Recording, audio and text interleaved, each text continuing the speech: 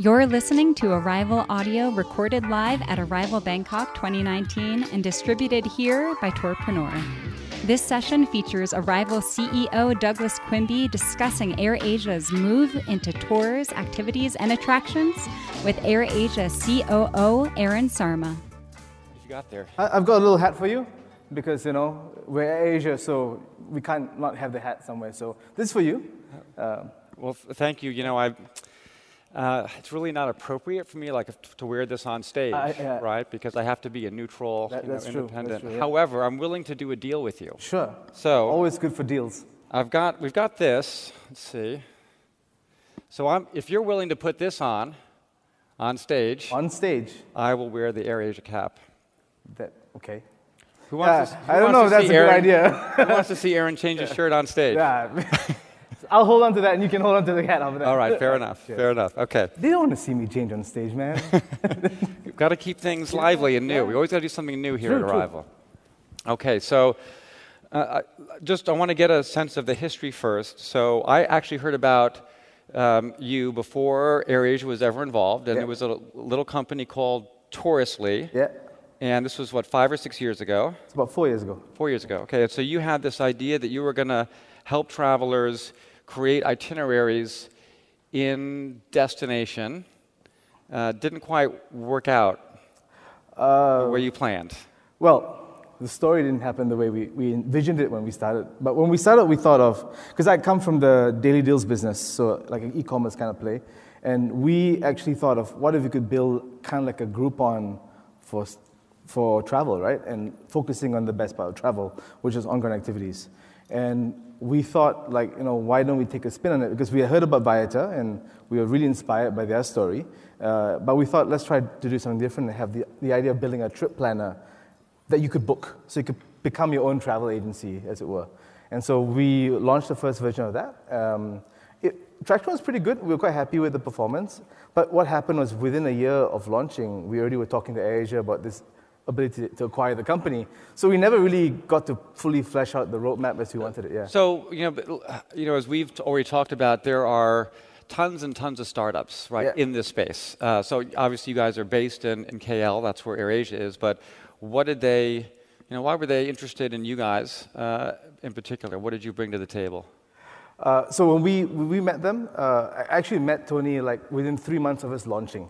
And we met Tony through an incubator program that Tony and his partner Kamaruddin had launched called TuneLabs. We said, hey, you know what? We've got this platform. We did the whole Jerry Maguire, we complete you speech. And you got flights, you got hotels, and we can complete the entire booking experience for you.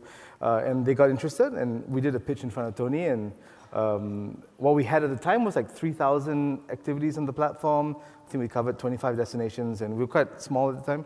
But they saw that we had something interesting, didn't want to invest at the time, and they said, let's do a corporate partnership with you. And so we started with just a corporate tie-up, where we basically rebranded the site, did a white label for them, and that went pretty well, and they saw that there was results from that business, and said, and that's 6 months later, they said, let's buy the company. And so it started as Touristly, then you kind of rebranded to VD. Yeah. But now it's really AirAsia. Pretty much, yeah. Yeah. So, okay.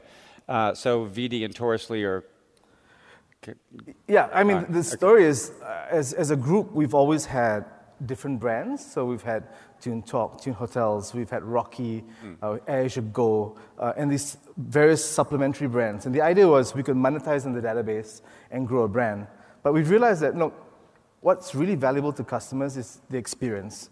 And it's kind of jarring to, hey, here's a new brand, different color now. It's not red, it's purple now, that kind of thing. And so we felt that there would be great value in just having one consistent customer experience. We tried this in April. We flipped the VD brand out, did full AirAsia branding, and sales went out 500%. And we saw it's quite amazing what we can do with one brand. And so now we're going to do this with everything. So with hotels, with activities, with transport, all within the AirAsia branding. Can we pull up the AirAsia site? Just something I want to highlight here. So this is the homepage. What's interesting? Well, flights are first, but so activities are right there on the homepage. So that's it's pretty ambitious. I mean, I've been covering the travel industry for more than 2 decades. I've seen all sorts of efforts by airlines, over the years to, go into, extend the brand, add hotels, add this, add that.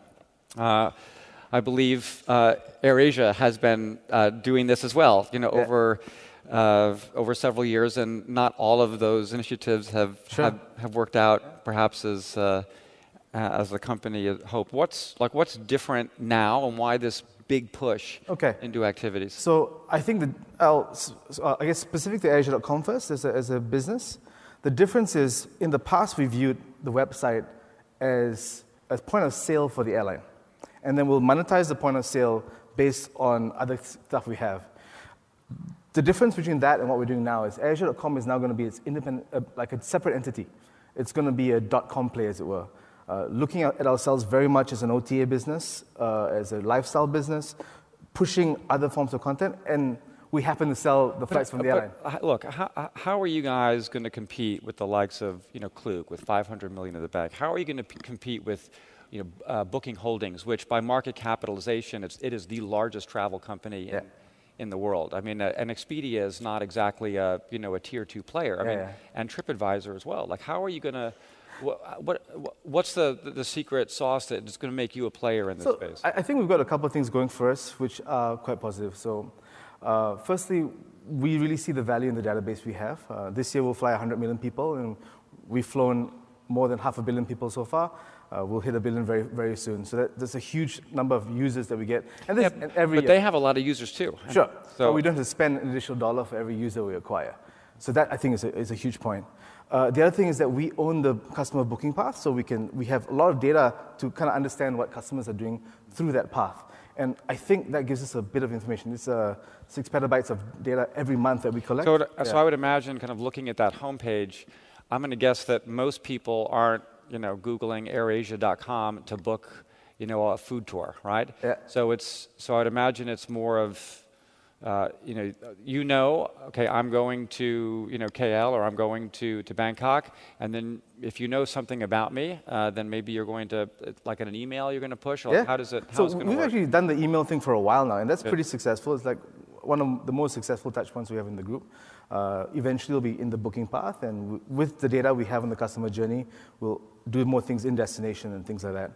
Another thing that is interesting... The thing that I'm still struggling with, though, is, I'm still going to get those emails from Klook. I'm going to get the emails from TripAdvisor. I'm going to search on Google.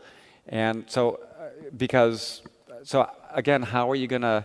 How are you going to convince me? Even if I've booked my flight, you got a great deal on AirAsia, but how are you going to do that? I mean, I do see that one way to look at it is, okay, how do we compete with these guys, and how do we, be aggressive as a competitor? And I do think as I mentioned, we've got all these things, and the customers are in the path, and I do think we also have unique customers. Yesterday I was talking to the guy, Jake from Grasshopper Tours, right? And he was saying that there are a whole bunch of travelers, and he was in a taxi. He was telling a story about how the taxi driver said, I never used to travel before, but before AirAsia, now I can travel. And there's a whole segment of users that don't travel like national carriers. These guys only do budget carriers, and AirAsia is probably the one that they'll choose to fly within this part of the world. So I would argue that there's a whole class of traveler that is at us for us to acquire. And if we were to just focus on those travelers, huge opportunity there. And even from the merchant standpoint, I was talking to Chris Bird, who does a biking tour company in Hua Hin, and we just opened Hua Hin last year. And the amount of interest we get from Hua Hin, because suddenly there's a whole influx of travelers, that's pretty interesting as well. Also from the user standpoint, I was going to say just now that we've also got the loyalty program, which I think is something a little bit underrated within the ecosystem. We've rolled this out within the activities platform, and you'll soon see it with the hotel platform and all the other platforms as well. You can now earn points on your flight and burn it on the trip. And that's something that nobody really has, a full ecosystem with the points that you can use around the network. And that's something we're going to do. You'll see it with lifestyle, you'll see it with the hotel deals and the packages, and this will be quite interesting for us. Douglas, we have a question from the audience here. Hey, Aaron, Kevin Liu, Resdy. I have a question around AirAsia Go and also AirAsia.com. I believe AirAsia Go has some involvement from Expedia. So I'm just curious to see the difference between the two brands and now with AirAsia.com. Sure. What I can say, I can't speak too much to what's happening there, but what I can say is what's already publicly available. The relationship between us and Expedia, we've divested from that partnership, and so eventually we will run our own hotels platform independent of Expedia, which may or may not be called AirAsia Go. Right now we're leaning to just calling it all AirAsia, or AirAsia Hotels. Yeah. So how many destinations are you in with activities? With activities, we're at 84. And how much supply? We've got about 15,000 deals. What kind of, what are you looking for in particular? In other words, if I'm an operator or an attraction, how do I know that AirAsia is the right partner for me? What is it about the customers, or is it so broad based that you're just looking to kind of fill the whole pipeline? Yeah, I think what we can give to these customers is the ability to target travelers in a very specific way. For example, we've got a flight from Bali to Osaka, and vice versa, right? And so we can help a provider in Bali target Japanese tourists very specifically because we've got a flight that flies there. So that's something that I think providers can work with us on. And also just to work within the network, right? With the loyalty program and with our Big Pay, which is our fintech play, for those who do delivery of product. We've got Teleport, which is our logistics play. So we've got a suite of solutions that will help a lot of these partners work with us beyond just the transactional, hey, give me a great deal and we'll sell it for you. So what about the economics in the marketplace? There's been a lot of talk about this over the last day. I mean, a lot of concern about discounting in the marketplace. And AirAsia is, I mean, it's kind of known as an economy brand, right? It's a low-cost carrier. Yeah, low-cost carrier. So how are you, working with suppliers, and what's your take on the whole, all of this pricing pressure that's in the marketplace? Yeah, I mean, the struggle is real, and we do feel the pressure to kind of have really competitive pricing. So that's something that we always work on in having the best prices possible. And that's why we're working with some of the people in the room to see how we can really provide the right kind of product, the best quality product to the customer. But I think the secret in it is beyond that. And because we're looking at this as an ecosystem play, we're looking at the overall revenue per customer rather than per vertical. So we can look at situations where we can lose a little bit here on maybe activity product or the hotels product, but we'll make it up somewhere else through the entire ecosystem. So are you, I know there's a question, but just one quick, so are you willing to, I mean, because there are cases in the market where you've got resellers that are, going below cost and driving people, I presume some people in this room, a little crazy. Yeah, I've heard. And are you willing to do the same? Are you doing that already? We're not consciously doing this, so we're not really operating on this mode where we have to heavily discount everything. What we are focusing on is providing the right price to the customer at every point we can. My name is Lauren Shannon. I'm with Arigato Japan Food Tours. Hi. Hi. I just wanted to say so yesterday during the Super Apps talk, people asked the question, like, how can you be very local where providers are and be a global brand? Like, that's part of the problem for these big apps. But I think for you guys, the advantage would be you're the experts in Asia. Yeah. Right? So I think doubling down on that, and also I wanted to know if you thought about, a lot of people take discount airlines, but that doesn't mean that they're not willing to spend more in destination. They're saving money on their flights, so they have more money on their vacation. So are you using that in your strategy, sort of owning Asia and then offering a wide variety of pricing? Thank you. I think that's absolutely correct. I mean, it's in the name that we are AirAsia, so we think we're going to focus very much on Asia as our playground. Don't really see us going very far beyond it for now. And we really see ourselves as destination experts who can provide this value to customers because we understand the market a little bit better. And your insight about people willing to spend on the trip is absolutely true. People are using the flight component as just a utility to get me from point A to point B, and they're there for the holiday. So they're booking 4- and 5-star hotels, and they're really spending on the activity because the idea is that I want to have the best holiday possible. The flight's not so essential for me to travel in luxury. I can just get there and enjoy myself. Just we have just a few seconds left, but just really kind of nuts and bolts questions. So if I'm an operator, can I work with you directly? Do you work with B2B partners? Should I be speaking to be my guest, or to you directly, or to some other player? What's the path to working with AirAsia? Yeah, so traditionally we've had a combination. Before this, we had direct sourcing that we did ourselves. We had a team that did it. We also worked with some B2B players as well. We are exploring with some of the B2B players in the room of how we can work with them. So I would just invite you guys at this stage, because it's still pretty much early days for us as AirAsia.com as a platform. Let's start a conversation, and then we'll see how we can move this forward. Yeah. Last question, your biggest kind of competitive, concern? There's one company or kind of one group of companies in the marketplace that you kind of worry about the most, or watch the most?